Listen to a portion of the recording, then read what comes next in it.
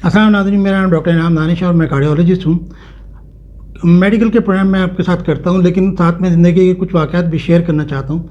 हर इंसान की ज़िंदगी में कुछ ऐसे वाक़यात होते हैं जो अनमिट नकूश छोड़ जाते हैं। तो हमारे वज़ीर दाखिला भी कुछ इसी तरीके के इंटरव्यू देते हैं और उसमें कोई ऐसा वाक़या सुनाया जाता है जो लोगों के लिए दिलचस्पी का बायस होता है।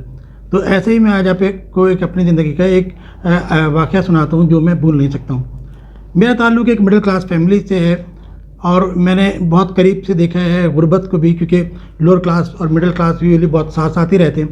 तो मैंने गुर्बत को शुरू से देखा और मेरी बड़ी ख्वाहिश थी बचपन से कि मैं इनके लिए कुछ कर सकूं, मैं इस मुल्क के लिए कुछ कर सकूं। तो मेरा माइंड था कि मैं पॉलिटिशियन बनूंगा। उन्हीं दिनों में 77 की बात है कि तहरीक निज़ाम मुस्तफ़ा शुरू हुई। तो लोगों ने मैंने एक सोचा कि एक मौका मिल गया है कि उन्होंने कहा कि निज़ाम मुस्तफ़ा आएगा इस मुल्क में और तमाम मसाइल ख़त्म हो जाएंगे और गुर्बत ख़त्म हो जाएगी। हमारे घर में कुछ लकड़ी पड़ी थी, मैं वो लेके कारपेंटर के पास गया। मैंने कहा इसका एक हल बना दें। वो मैंने डंडे पे लगाया और बच्चों का जुलूस निकाला। ये एक नया आइडिया था, इसको लोगों ने काफ़ी अप्रिशिएट किया और लोगों ने फिर हल बनवाने शुरू कर दिए और फिर ये लकड़ी के हल फिर कमर्शियली मार्केट में भी अवेलेबल होने लगे। बहरहाल ये मैं कह सकता हूँ कि इससे पहले मैंने नहीं देखा था, मैंने ये हल बनवाया और फिर वो काफ़ी मार्केट में पॉपुलर हुआ। बात बढ़ती गई। उसके बाद हम एग्ज़ाम में बैठे तो एग्ज़ाम में पेपर के एंड में मैंने हल बना दिया और साथ वाले इस बच्चे को दिखाया। मैंने कहा देखो मैंने क्या कारनामा अंजाम दिया। उसने उसी वक्त जाके सर को बताया। वो टीचर आए, उन्होंने मेरा पेपर देखा और मुझे धनाधन मारना शुरू कर दिया कि ये आप पेपर के ऊपर जो पॉलिटिकल एक्टिविटी कर रहे हैं बाहर। तो उसके बाद दिन गुजरते चले गए। 77 की तारीख में निज़ाम मुस्तफ़ा तो ना आया, मार्शल आ गया और फिर नए मसाइल शुरू हो गए। हम पढ़ते मेडिकल कॉलेज पहुँचे। वहाँ पे पॉलिटिकल पार्टीज़ को देखा तो उस पार्टी ने हमें ज़्यादा अट्रैक्ट किया जिसका नारा गरीबों के लिए था। लेकिन बदकिस्मती से वो सिर्फ स्टूडेंट पार्टी थी। अगर मेन स्ट्रीम पार्टी होती तो आज फिर हम MLA MPA या मिनिस्टर बन के कुछ आवाज़ उठा सकते थे, जो कि नहीं हो सका। तो नाज़रीन, जब हम FCPS की ट्रेनिंग शुरू की तो हमें सेंट्रल जेल कराची से ऑफ एंड ऑन कॉल आती थी कि आपको कैदी को देखना है। इस आने जो है बहुत सारे कैदी मरीज़ों को देखने का मिला। कुछ को हम ट्रांसफ़र भी करा दिया करते थे हॉस्पिटल के अंदर। तो ये एक काफ़ी रूटीन रही है वहाँ के स्टाफ से। हेलो अच्छी खासी हो गई थी। वो सारे थे तो कैदी थे, मगर वो हॉस्पिटल भी चला रहे थे, मुख्तलिफ सज़ा याफ्ता कैदी थे, लेकिन उनसे अच्छी बातचीत भी हो गई थी। एक दिन ऐसा हुआ कि हमारे प्रोफेसर साहब ने कहा कि भाई जेल से लेटर आया है, किसी VIP को देखना है तो अपना इंतज़ाम कर लें सामान के लिए।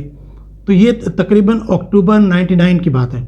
तो उस वक्त रिसेंटली मुशर्रफ साहब ने टेक ओवर किया था और नवाज शरीफ की गवर्नमेंट गई थी, ये तब की बात है। तो मैंने ECG machine, blood pressure operator, temperature, ये वो वगैरह जितनी चीज़ें हमारे इंस्ट्रूमेंट्स होते हैं वो मैंने लिए और प्रोफेसर साहब के साथ जो है वो हम जेल गए। तो वहाँ पे जो है जो रूटीन का एक तरीका होता है, जेल सुपरिटेंडेंट से पहले मुलाकात हुई, उन्होंने फिर प्रोटोकॉल के साथ हमें अंदर भेजा और वहाँ पे जब हम गए तो जिन शख्सियत से मिले उनको देख के बहुत ही हैरत हुई। वो बड़ी गर्मजोशी से हमसे मिले और वो थे जनाब आसिफ अली जरदारी। तो मैं तो हैरान था कि मैं लाइव उनको देख रहा हूँ। बारह हमने जाके उनकी अयादत की और उनकी बारे में मैं उनकी तबीयत के बारे में पूछा। उन्होंने अपनी तमाम कैफियत बताई, हिस्ट्री बताई। फिर हमने एग्जामिन किया, उनको मेडिसिन लिख के दी और फिर उन्होंने कहा कि मैं कुछ रेस्ट करना चाहता हूँ। बड़े पोलाइटली कहा डॉक्टर साहब 15 days rest is enough for me. और हम भी समझ के ज़ाहिर है, हमें भी कोई ऑब्जेक्शन नहीं था। तो उसके बाद फिर जो वाक़यात होते हैं कि मैंने सोचा कि मैं उनका इंटरव्यू करूं। तो मैंने उनसे कुछ क्वेश्चन करना शुरू किए। मेरे प्रोफेसर साहब ने मुझे ज़रा देखा गुस्से की आंख से कि भाई तुम ये क्या कर रहे हो कि पॉलिटिकल बातें कर रहे हो। मैंने कहा सर, मैंने बेइल्तिजाई आंखों में कहा कि मुझे ज़िंदगी में मौका मिला है इतनी बड़ी शख्सियत से मिलने का, तो मैं भी तो ये पूछूँ ना कि ये जो मीडिया में इनके बारे में तासुरात हैं ये क्या हैं। तो मैंने उनसे क्वेश्चन करने शुरू किए। पहले तो जेल के मॉल पे बात हुई।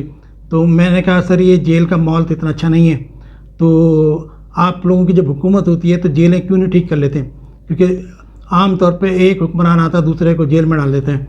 तो उन्होंने उस पर हंसे, कहने लगे हाँ वाकई मैं तो कहता था मिनिस्टर्स को कि भाई ये भी ठीक करा लो।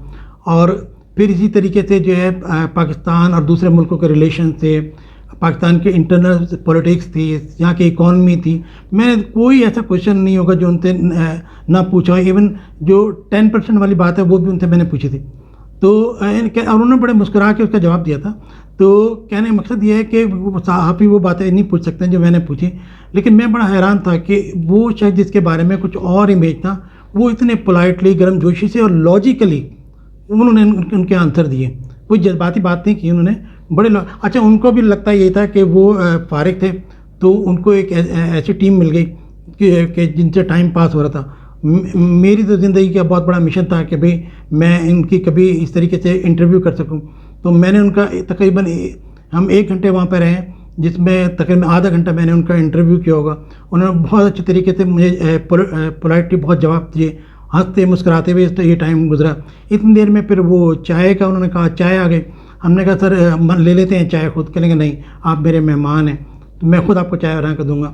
انہوں نے چائے میں ہنی مکس کر کے، شہد مکس کر کے ہمیں ایک جو ہے وہ خود ہی پلیٹ اٹھا کے دی. اور مجھے بڑی حیرت ہوئی تھی اس بات کی کہ یعنی کہ اتنی بڑی شخصیت ہے، اور اس وقت تو پرائم منسٹر کے ہسبینڈ تھے وہ. تو میں نے کہا اتنی بڑی شخصیت ہے اور وہ اتنی پولائٹی اور اتنی مہمان. تو میں سمجھ گیا، میں نے کہا یہ جو ہے یہ مصلحت پسند شخصیت ہے. یعنی کہ ایک آدمی ضدی ہوتا ہے، ضدی ہو کے سارا اپنا نقصان بھی کرتا ہے، دوسرے کا نقصان بھی کرتا ہے. لیکن ایک ایسا آدمی ہوتا ہے مصلحت پسند، جس کو آپ 2-3 آپشن دیں تو وہ پھر ایکسیپٹ کر لیتا ہے اور حالات کو دیکھ کے وہ فیصلے تبدیل بھی کر لیتا ہے. تو مجھے ایسی شخصیت ان میں نظر آئی. جب کافی دیر گزر گئی تو اس کے بعد انہوں نے کہا نہیں جی اب آپ کھانا کھا کے جائیں گے. انہوں نے اپنے بلایا جو کک تھا کہ بھئی کھانا تیار کریں.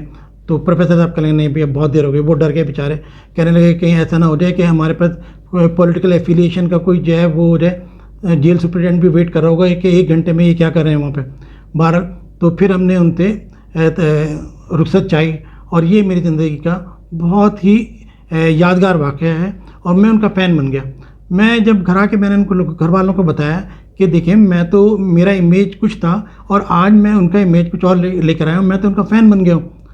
جب وہ پریزیڈنٹ بنے تو پھر گھر والوں نے کہا کہ بھئی تم جا کے ان سے ملو اور یہ ملاقات جو ہے اپنی یاد دلاؤ ان کو.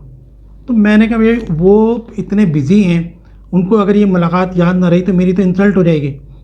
وہ کہیں گے بھئی تم کسی کام سے آئے ہو. میں کہوں گا نہیں بھئی میں تو آپ کا فین ہوں، آپ سے ملنے کے لیے آیا ہوں. اللہ کا دیا سب کچھ ہے، مجھے تو کوئی کام ہی نہیں ہے آپ سے. میں تو صرف 1 مرتبہ آپ سے ملا تھا، بہت امپریس تھا، اب دوبارہ ملنے کی خواہش. تو مجھ سے کہنے لگے گھر والے بھئی تم پیپلز پارٹی کو سپورٹ کیوں نہیں کرتے ہو پھر؟ میں نے کہا بات یہ ہے کہ مجھے پیپلز پارٹی سے کچھ شکایات ہیں. میں چاہتا ہوں کہ پیپلز پارٹی ان شکایت کا ازالہ کر دے. شکایت بھی کیا ہے؟ بہت ہی چھوٹی چھوٹی ہیں. انہی چیزوں کے لیے لوگوں نے پہلے MQM کو سپورٹ کیا. جب وہاں گڑبڑ ہوئی تو پھر PTI کی طرف دیکھنے لگے. PTI کا رزلٹ 0 تھا تو ایک ویکیوم کریٹ ہو گیا.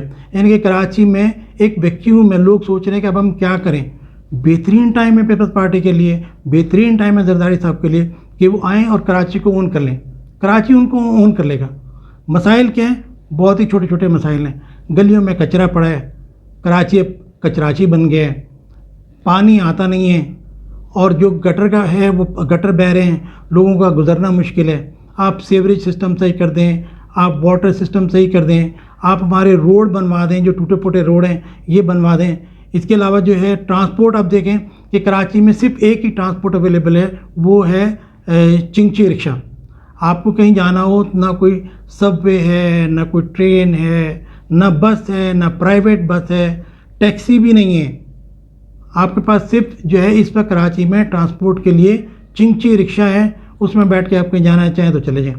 تو یہ کتنی یعنی کہ ایک زیادتی ہے کراچی والوں کے ساتھ جو ہے، بلکہ محرومی ہے کہ آپ جو ہے ٹرانسپورٹ بھی نہیں ہے کراچی کے اندر.